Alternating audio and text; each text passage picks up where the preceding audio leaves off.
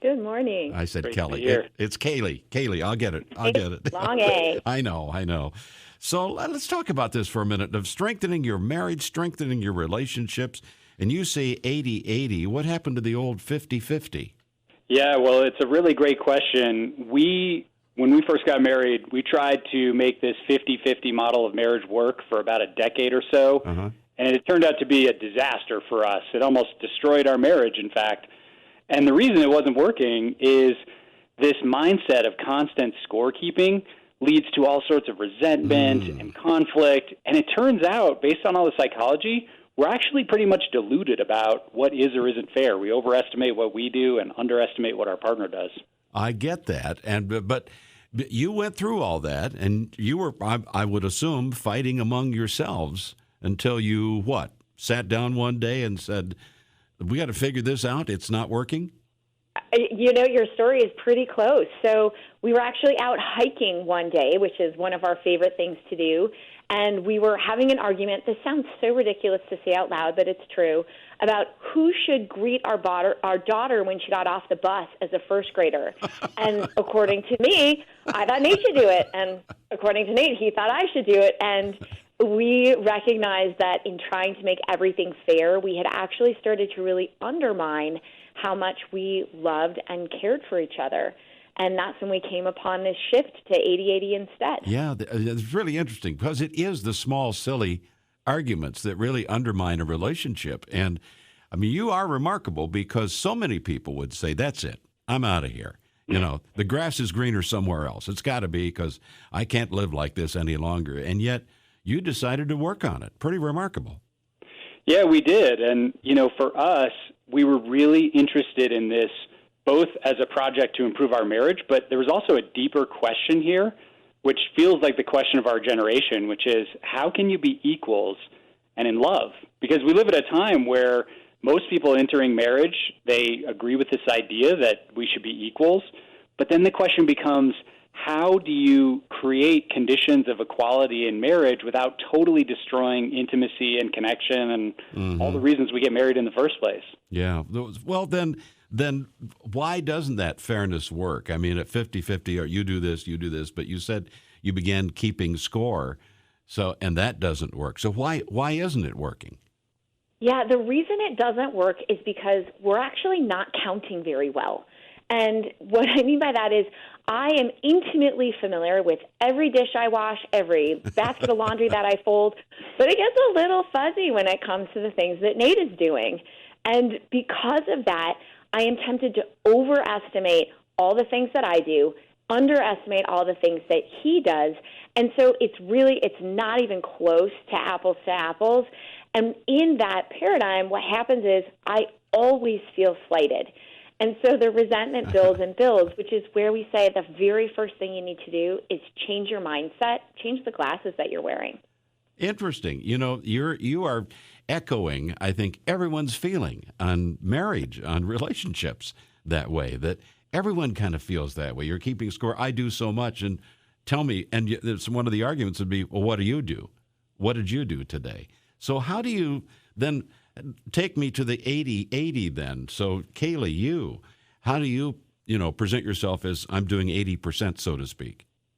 Yeah, so what we're measuring with these numbers isn't necessarily exactly what you do, because there's actually no such thing as doing 80%. There's no such thing as a 160% whole. Yeah.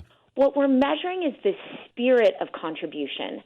So rather than approaching all of the dimensions of my life, trying to just do my fair part, I strive to do more, to do 80%. And when Nate is striving to also do 80%, what happens is the feeling of the relationship changes. So rather than that tally in the background where we're keeping score, instead we feel generous, that we're contributing, that we appreciate each other. And that creates a virtuous cycle that then changes the whole sentiment of the relationship. Nate, that's really a total change of mindset. How do you get someone to that new mindset? Yeah, and that's you nailed it. It is a change in mindset, and the reason we call it radical generosity is that it is extreme. If you're anchored in this 50-50 paradigm of trying to make everything fair, the idea of doing 80% or contributing in a radically generous way seems almost crazy because it is by definition not fair. So in terms of how you get there, some of the simple techniques we talk about in the book are just noticing when you get caught in these thoughts about fairness or when you're keeping a mental tally or keeping score. And then once you're aware, that's really the key step. You then have a choice. You can shift to a different mindset where you're doing the exact same things you're doing, or you would have been doing, the dishes or taking out the trash, but you're doing it as a gift instead of because it's your turn. Okay, but you're talking about having a good conversation with your partner. So you do have to, and I'm sure you probably address this in your book, you do have to be a good conversationalist in a way. You have to be willing to open up to your partner. How do you get them to that level? So certainly this is easier if you can have the initial conversation where you and your partner sit down. Maybe the book is a catalyst. Maybe a situation like happened for Nate and me where something feels really unfair is a catalyst, where ideally there's a conversation. If you want to be stealth with it, though, you actually don't have to have the conversation. That you can actually just start living into radical generosity and see if it isn't contagious for good. So if, for instance, you start doing these radically generous acts of contribution, and by the way, that doesn't necessarily mean something crazy or extreme. This isn't an hour-long massage. This could be turning on the coffee pot because you're the first one up, or leaving a sticky note on their computer that says, I love you. That if you start doing something like that, at first your partner might worry, like, are you okay?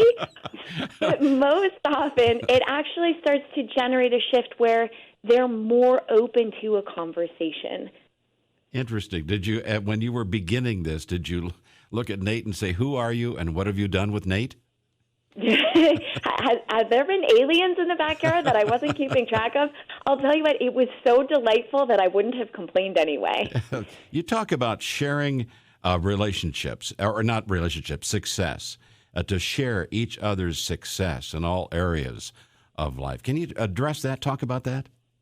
Yeah, absolutely. This was a big shift for us because, as Kaley mentioned, we came into this relationship as individuals, and we were told by our society to be our best, to be special, to do something amazing as individuals, of course.